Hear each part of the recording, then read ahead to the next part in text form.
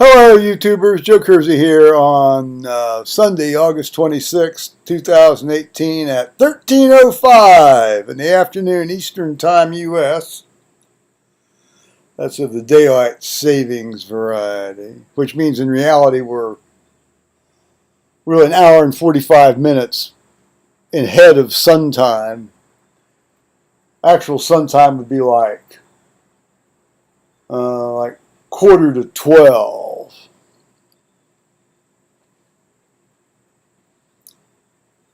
It's horrible to do those sorts of things to your body and that making you go by different times than what the sun is saying.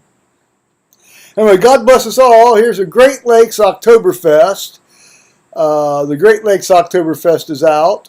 So far it is roach-free as compared to the Boston Beer Company Sam Adams Oktoberfest, which, admittedly my end number on that one is 1, but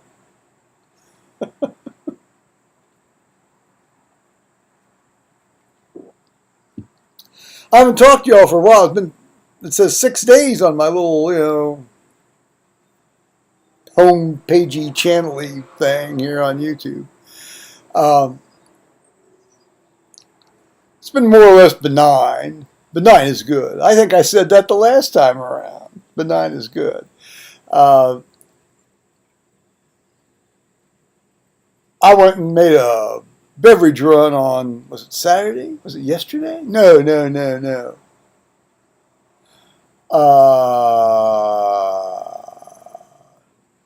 Well, if it wasn't on yesterday, it was on Friday. And went to Giant Eagle, and I went early in the morning. I went like 5 till 8 in the morning.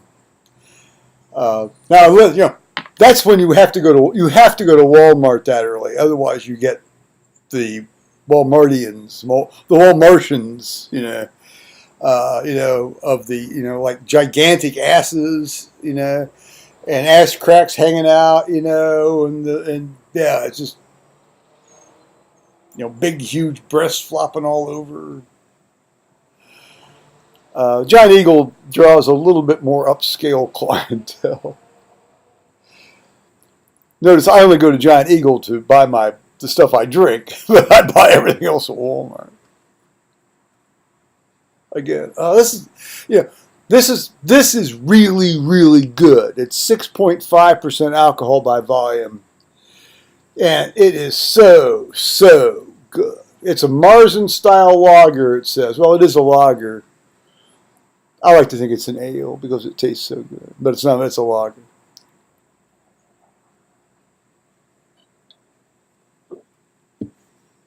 To sell your left nut to get an ale over here in the United States, I'll tell you, for the most part. Hasn't got 120 units of hops value.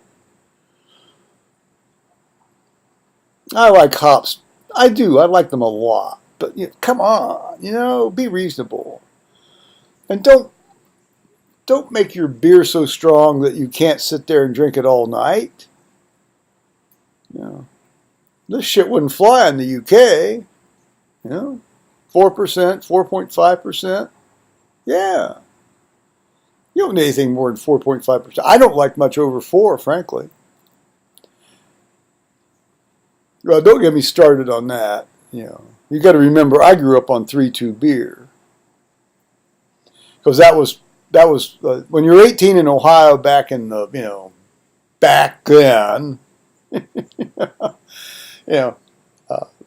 had to drink 3-2 beer between 18 and 21. That's the only thing they would sell you. Well, obviously you could get other stuff, but that's the only thing that you could walk in and legally buy. Openly buy. Let's say openly buy. Well, legally buy. And then when you're 21, you can drink anything you want.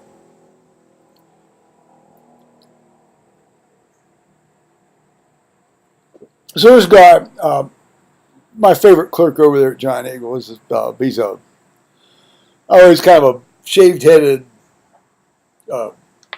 He kind of looks like an Arab-looking fella, but he probably, I don't know. But he's got this off-the-wall sense of humor. He's just, come course, I sort of do too, or I like to think I do in any case. And so I always love it when he's working the one, sort of like the fast dial because, you know, he, we inevitably sort of fall into a little back and forth, which is fun. I wish this fly or whatever would go away. So anyway, he says, "Well, how have you been?" I said, "Well, I mean, I'm soldiering on here, I said, it beats the alternative." And he says, "Yeah, it does at that." And he said, "Listen, like, you never, all of us are going to end up in a hole in the ground or something like that," he said. I said, "Speaking of holes in the ground," and so I told him this story. So I'll tell you the story.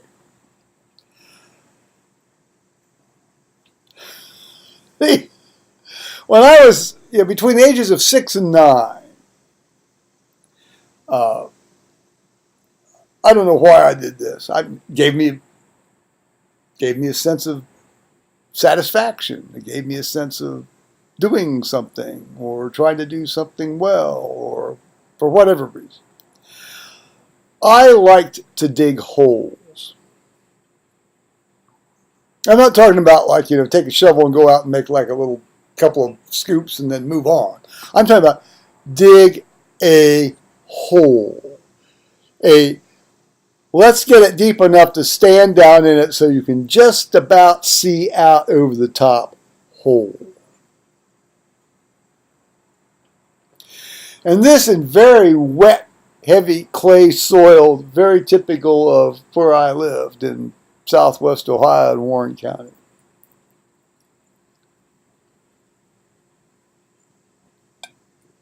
I must have dug, I don't know, I probably dug somewhere over 30 or 40 of these things in that period. 30 anyway. And I would get them, well, of course, you remember I'm like, 6 to 9 years old, so I'm not that tall. And no, I didn't do it so you had like a flat bottom. And it's like there was a V. You had to sort of sit. And inevitably, of course, you get, they fill up with water at the bottom. So you get wet. And you've got to sort of plan because you've got to take stuff off the wall so you can get it deeper without things coming in. You know how it is.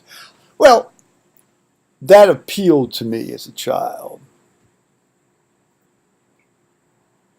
It spoke to my sense of endeavor, I guess. I enjoyed it. And my dad didn't seem to mind it. He didn't like me sitting on the front porch reading, but he didn't mind if you saw me outside moving around doing something. It's on the same theory of when you're working somewhere, like if you work in a hospital or something, and to keep them from giving you an actual assignment or a new assignment, you just take a mop and you walk around looking like, and people then, oh, he's mopping, or he's going to go mop something, or he's doing something, and they leave him alone.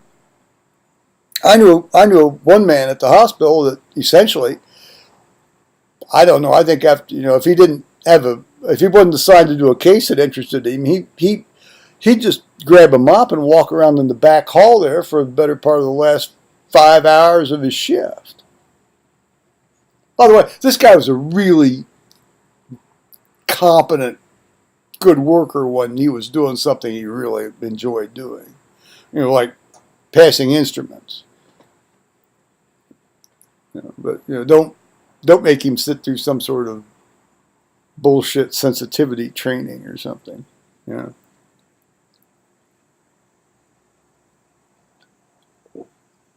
So anyway, my dad didn't mind, and I liked to do it, so I kept doing it. Well, so obviously I didn't dig the holes in the winter because the ground was frozen. Can you see where this is going to go? Well, so, we all sort of tended to ride to school together. Both my folks taught school, and, I think my sister hadn't graduated from high school yet. She was in her last year in high school. She graduated in '61. And we had just gotten the brand new '61 Ford ranch wagon. first new car my dad had ever bought. Walked in, wrote a check for it, bought the damn thing. It was like $2,200. And that's in 1961 dollars, guys.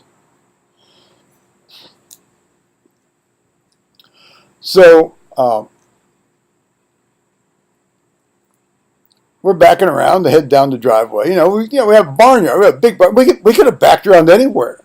But for some reason that morning, he chose to back around where he did.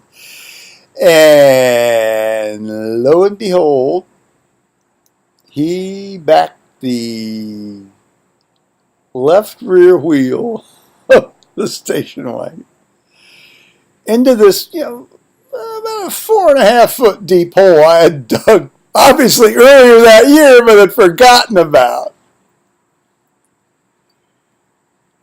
That was not one of the more banner moments in medicine, I'll tell you that right now.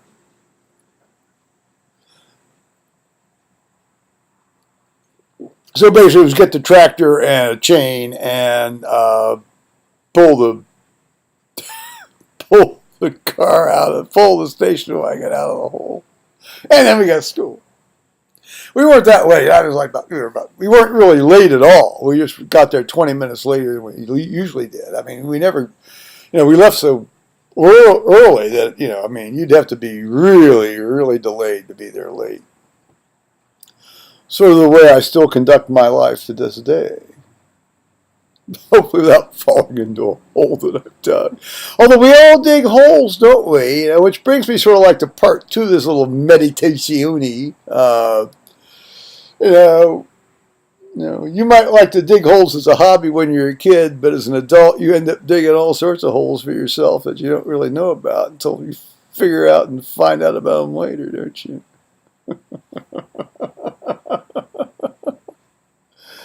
Yeah, there it is.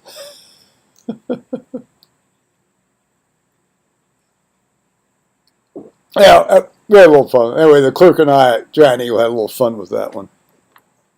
So I read it in church this morning at 8 o'clock service. I've been up since 3 in the morning, 0300. Well, I laid down at 6, and I read a little in the A.G. Dickens Reformation history book, and, I got 8 hours sleep, so I thought, well, may as well stay up, Well, awake anyway. So I read some more and then got up. Now, it seems that, since I haven't been there since August 5th, an update on the search process. Well, it seems they have ferreted out 3 new names, and I have no additional specifics about this, that, or the other, but Reverend Highland said that he's thinking his best guess is by the end of September they'll have it narrowed down to somebody. And presumably that also includes the reciprocal of them having narrowed it down to us. Excuse me. So we shall see. Anyway. Now, it also appears that, I'm not going to hold my breath on that, by the way, but if that's the case, God bless his wife, and, Mary's a really neat individual. She's a good, decent individual. She's still down in Florida dealing with all this vandalism that happened to it was actually her house, but it was going to be their house. They were going to live there when they moved down to Florida again. God knows why anybody would want to live in Florida, but they do. Okay, somebody's got to live somewhere. Everybody's got to live somewhere, I guess. So she's still down there. She sent him a real nice text before the service, and I happened to be standing there when he read it to me. He says, I'm really missing you, and everything's going okay, but getting boring and tiring and all that. So he says, but have a good service today. Do well. I thought that was very charming. He read that to me. He didn't have to.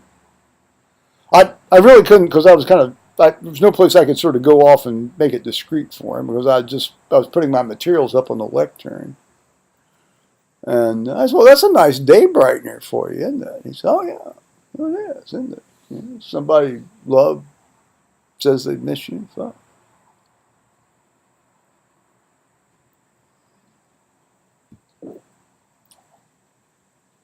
We could all hope that happens sometimes, I guess.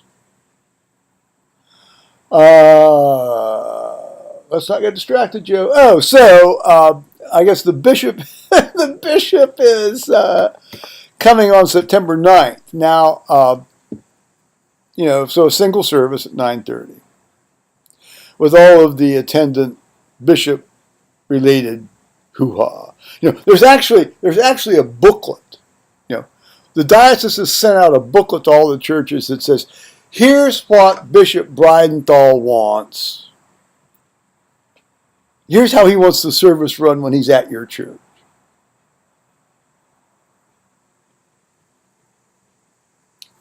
I've seen it. It's a little flip book. And it covers everything from the altar covering. And, of course, that depends on the liturgical season. It depends on, it covers everything in terms of how he likes to sort of do the little formal ablutions before he handles any of the communion stuff. And where everybody has to stand. And, this, that, and the other. It's like 5 pages, single-spaced. The man really thinks he's the cat's behind, I'll tell you. I didn't like him at first. I sort of warmed up to him, and now, after reading a lot of the stuff he writes and sends out every 2 months in the diocesan newsletter called Connections, I've decided he's full of crud. Well, more to the point, the diocese has screwed us in this whole process. So I'm pretty much had it to here with the diocese. Anyway, he's going to be here now. Reverend Highland said, I can call him Terry, but he's Reverend Highland. Because I ain't going to call him Father. There's only 2 entities that I call Father, and one of them's dead.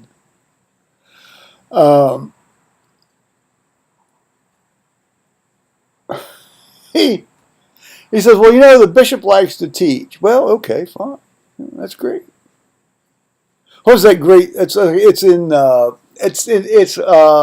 it was in Canterbury Tales, Chaucer's Canterbury Tales.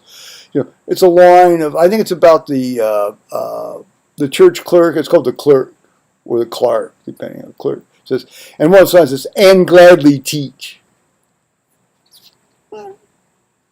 I've taught. Both my folks taught. Yeah, it's damned hard work. My son teaches. Damned hard work.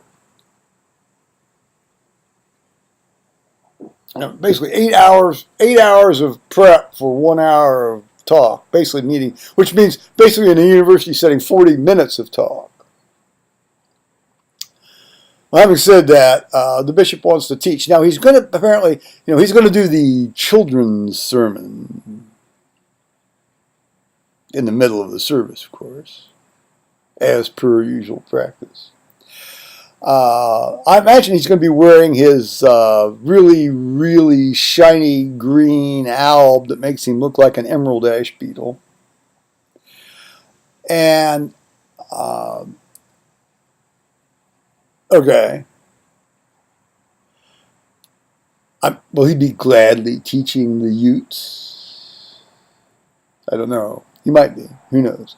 But he's going to gladly teach the adults, or maybe everybody, at the potluck after the service. And that's going to be down in what I call the basement, but is more officially known as the undercroft.